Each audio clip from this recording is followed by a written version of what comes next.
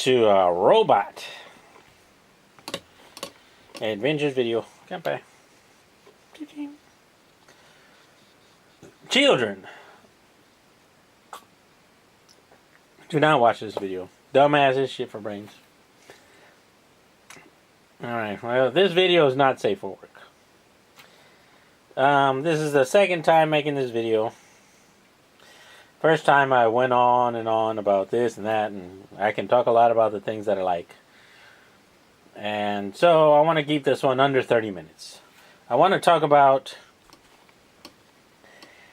the best things of 2018 for me that have some relation to this channel.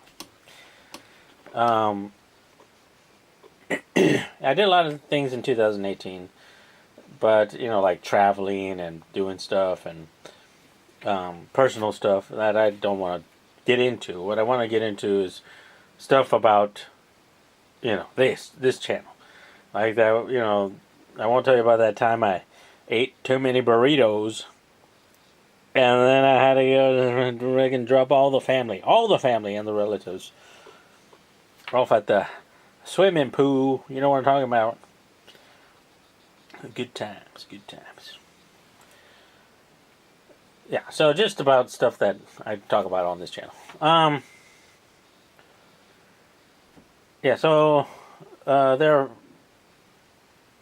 thought about listing everything that I liked and like talking a little bit about each thing, but I thought maybe it'd be better just to clump it all together and talk about my 5 good things about 2018.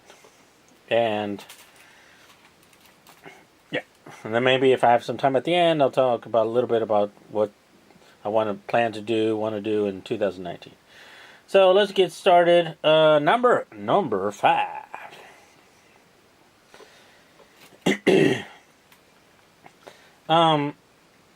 So the intro that you saw, with the Robot Adventures logo flipping around into that was done in Blender, and I did that a couple years ago. I don't remember which Blender version I used. I like Blender. I'm not a CG guy.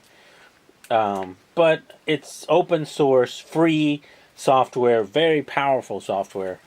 The movie Next Gen, Netflix movie Next Gen, was mostly done in Blender. It's really nice software. The learning curve is a little bit high, but it's really fun and good. The big news of Blender in 2018 was that they are releasing version 2.8. It is in beta now. It was in alpha, now beta, and I think October hit beta. And the UI is different. There are big changes in the way Blender looks. They're introducing a lot of interesting things in Blender, like Grease Pencil. You'll hear a lot about Grease Pencil. It's a way to do 2D art, but then take the camera and rotate. You can move the camera, and that 2D art will be 3-dimensional. You can get behind it, on the side of it, and it looks really cool. Then do keyframes, and you can do 2D animation stuff with the 3D software. It's maybe one of a kind, well, it is one of a kind because it's open sourced, and you can do that, and there's no other software that I know of that you can do that with. Holes, because I got fucking donkey juice down my throat. And this year I helped out one of my friends. Ruben, you don't have friends. She is a fashion designer, and she had a show in China to try to get some distributors and to look at her brand and stuff like that. And I like puzzles and stuff, and so I wanted to use her logo to do this thing, to make a puzzle, and kind of fun, and as a present for her. And yeah, I did that in Blender, and I animated it up in like a day or two. It was really simple. I did the object in Fusion because I wanted to make it a puzzle, so I had to modify the tolerances and the depth per millimeter, so I could adjust the dimensions of the puzzle. Put it into Blender, then rotated it around and stuff. Put a light in there and made it look all shiny and pretty. Gave it to her and was like, "Yay!" That was kind of fun. So I like Blender. It's good. And 2019, I think you're going to see a lot of stuff from Blender. So that's number 5.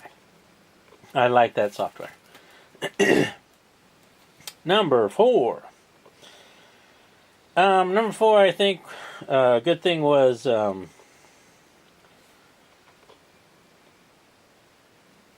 movies and TV, stuff like that. I liked a lot of the stuff that came out 2018. A lot of Marvel movies. They were really good. Into the Spider-Verse, probably one of the best movies of the year. Maybe the best sci-fi, the new sci-fi was Annihilation, the Natalie Portman movie. Really like that.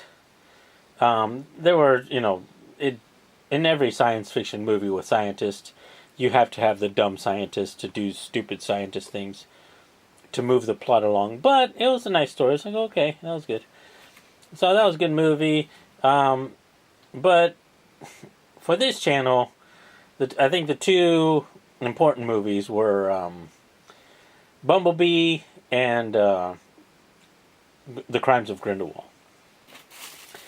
I think Bumblebee was maybe a 7. I gave it an 8 just because of the bias for Transformers. And I think it's important to support that movie as a new, soft reboot of the franchise.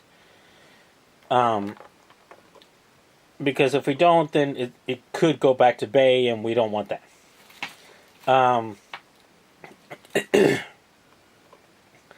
Another, it was nice. The other movie I really thought was fun, and I made some videos about that on this channel, was Crimes of Grindelwald. I am a big Potterhead. I thought the movie, I liked it. I watched it a couple times. I thought it was about an 8 out of 10. Only because I know what they're saying in the world of Harry Potter. I know what, I saw all the movies, read all the books, read Beetle the Bard and all those things. I'm on Pottermore and stuff, so I'm well versed in what they're talking about. And so I liked it, and I watched it a couple times. I thought it was maybe, honestly, a 6 out of 10 if you don't know what's going on. Because going in there, like, who is this? What are they? What is that? How does magic work? There was no world building. It was already built. You have to know the world, and then you can understand the movie. So in that aspect of the, coming at it from that perspective, it seems kind of difficult. But I really liked it. I thought that was good. Another good, some TV shows, Black Mirror, Bandersnatch, really liked that. Also, really liked, I liked Doctor Who. And there's been a lot of backlash against the female Doctor. It's like, no, this is ruining the Doctor Who stuff. And I understand it because I say the same shit about Bay fucking up the Transformers. But I think the Doctor Who haters are just really butthurt. the stories are weak. Maybe they're a little bit. They're coming from writers who haven't really done a bunch of sci-fi. So they're doing more like social issue stories, which is, some people are like, no, we want sci-fi, aliens, and pew pew pew. Which, it's good. It's a sci-fi story. Yeah, so the writing's a little bit weak. The acting is so-so. But the target audience for this was like teens or, young adults. They mentioned that a couple times in the Christmas episodes with the little kids, and yeah. And it's been around so long that I think a lot of the audience has just grown, beyond the target audience. Maybe that's something to do with it. And, of course, not liking someone fucking with the thing that you like. That's a thing. But it's okay. It's okay. A weak story is, it's kind of like, yeah, soft, not really moving very much. Is a lot better than some dumbass bullshit that doesn't make any kind of logical sense that we got with Transformers. That's shit writing. Weak writing is better than shit writing. So, yeah. So, TV movies were good this year. I liked them. Nice diversion. Gonna get on Castle Rock. I want to see that Stephen King stuff or some other series I want to watch. So there's shows were good this year. Watch Doctor Who or watch the fucking Kardashians show. I don't know what it's called, but it's some fucking Kardashian crap. Yeah. Watch Doctor Who. Number 3 is games. I really liked games this year. There were a lot of big games. God of War and Red Dead Redemption 2. And Spider-Man was good, and the PlayStation games, lots of PlayStation, and there were a lot of indie games that were like Celeste and some other ones, Dead Cell, I think, and some other games that were pretty good. I didn't play those games because, like the big ones, because they required, Redemption is like 80 hours or something, and this other one is like. And when they came out, I just didn't have the time. I was like, I don't have time to get through all those games when they came out. And so I didn't get them. I'll probably get them, most definitely, I would say 90% chance of getting them this year, playing through them. But what I did play a lot of in 2018 was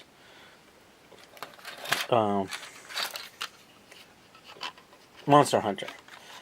And for years, I didn't get into Monster Hunter because it was on the small screen and I didn't want to play it on that screen. I wanted a big screen where I can, I didn't want the DS version or the something PSP version. I wanted better graphics and stuff like that. So I got into it and I was hooked. 3 months just playing the shit out of Monster Hunter. I really liked it. And yeah, it was a fun adventure. I like it, and it's good. I did get burned out on it, but I can go back to it. If there's something new or different, and I'm looking forward to the expansion this year, 2019. New monsters, new lands, new stuff, so I'm looking forward to it. And what I say about video games and well, let me talk more about the other good games of this year. A lot of people, this released this year, Smash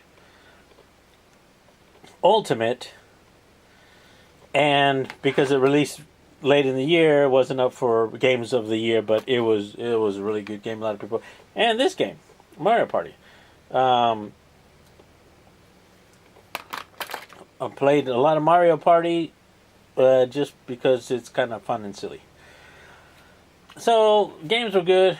The thing about games for me is I want to play the game the way I want to play the game. I don't want to min-max it and use for this monster you must use this weapon to kill it in the most efficient way possible. Yeah, that's true, but maybe I don't want to play it that way. Or for this Smash level, you should use this character because it can do this on this level. Yeah, that's true, but I just want to play the game. And jump around as whatever character I am. I'm shooting bows. Yeah, I'm shooting arrows with my bow. I'm fucking flying. I'm doing something. I like playing the game that way because I'm just playing the game and having fun. I don't want to be forced into playing the game the most efficient way. If you did that, there would be no need for other classes, other races.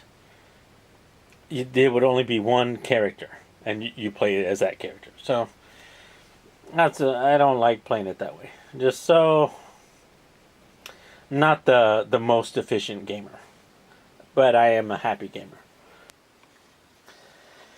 All right, so everything changed.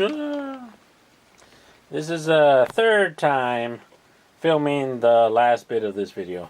The first time the battery died on me. The second time I still went really long.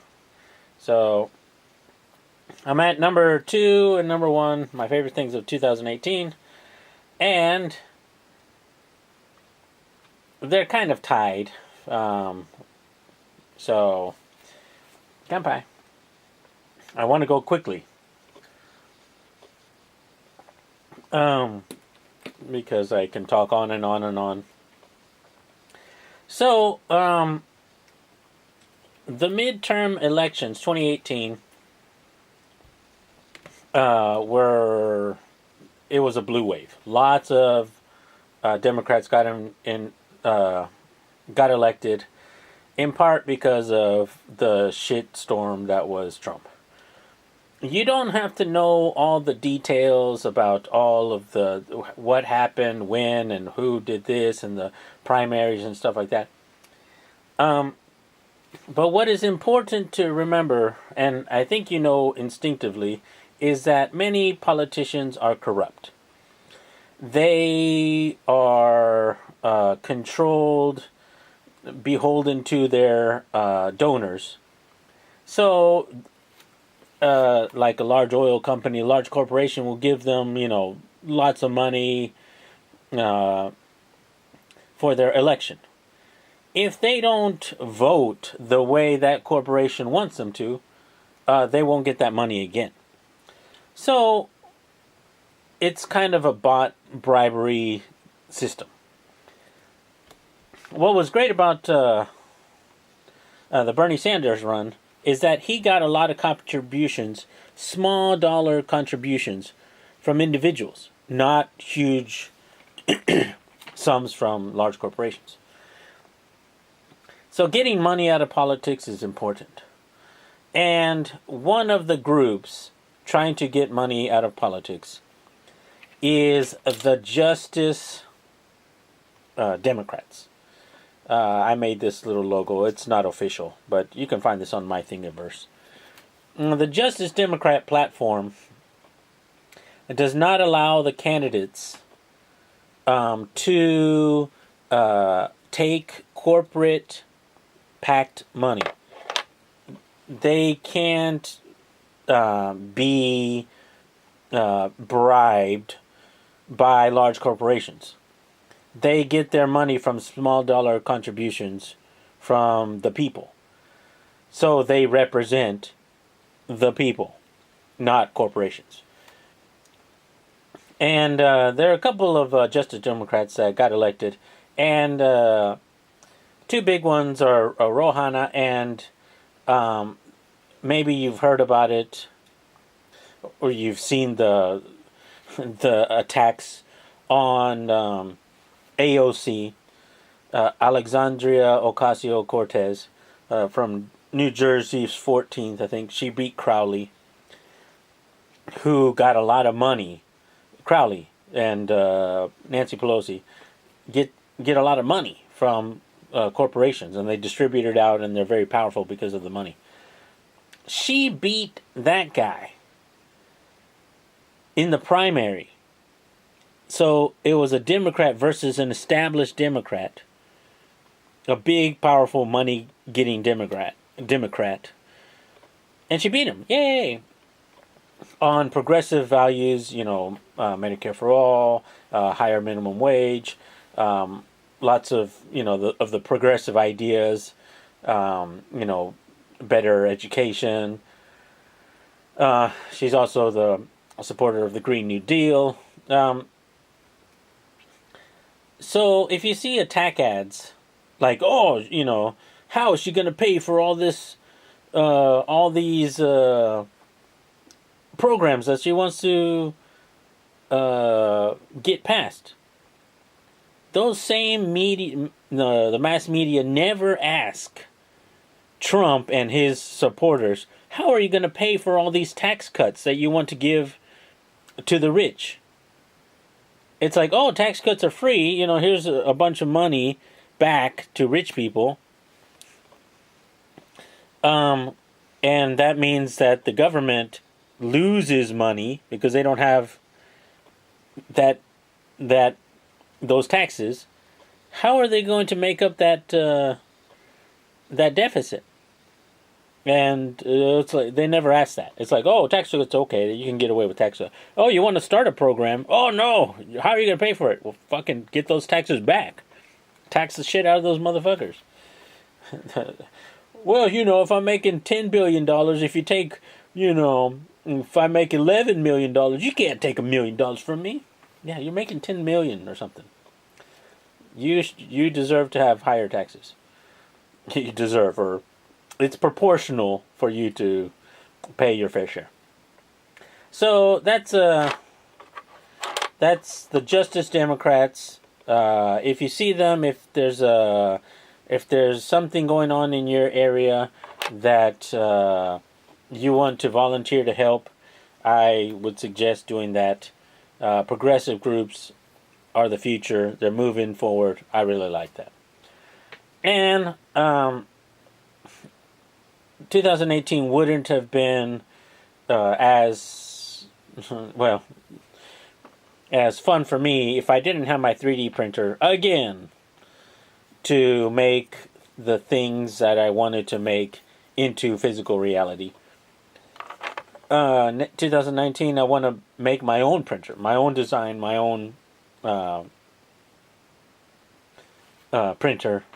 It's all open sourced, so you can, educate yourself and figure out how to do it. It's really good. 3D printing is a fun thing. You can see your dreams turn into reality.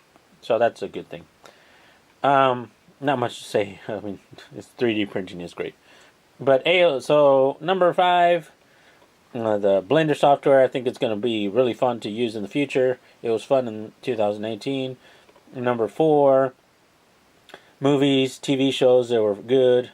Lots of TV shows I still want to watch. Castle Rock, and a bunch of other sci-fi stuff. And a lot of movies I still need to go through. Video games are very good. Still got to get through Spider-Man, God of War, and Red Dead Redemption. And a lot of indie games were popular. So when I get some free time, I'll get through that. Number 1, Justice Democrats, midterm elections, Blue Wave, AOC, progressive movement. I think that's very good. And my 3D printer to make everything real, tangible. So look, you can make it in different colors. So Robot Adventures at Thingiverse. Yeah, so that was it. Let me know if you had some cool things in 2018, and if you have time and you got to this point of the video, please let me know of any movies or audiobooks or books or something series that you got into, because I really need more audiobook stuff. I can't read on. I get motion sickness on the bus or the train. I can't read. I can't read. So I listen to audiobooks all the time. Just burn through them like boom, boom, boom, boom, boom. So yeah, any suggestions on a story would be appreciated. So Omega Supreme. Want to make this bigger this year. Alright guys, that was it for 2018, my favorite things. I hope that was informative and gave you some suggestions on maybe what to go back and check out. And yeah, this year I want to make videos monthly, so I don't forget what happened in the month. And I can just go back and say, oh, January was this, February was this, and then I can make a year in review video a lot easier next time. Alright guys, kanpai. Talk to you guys later. Bye bye.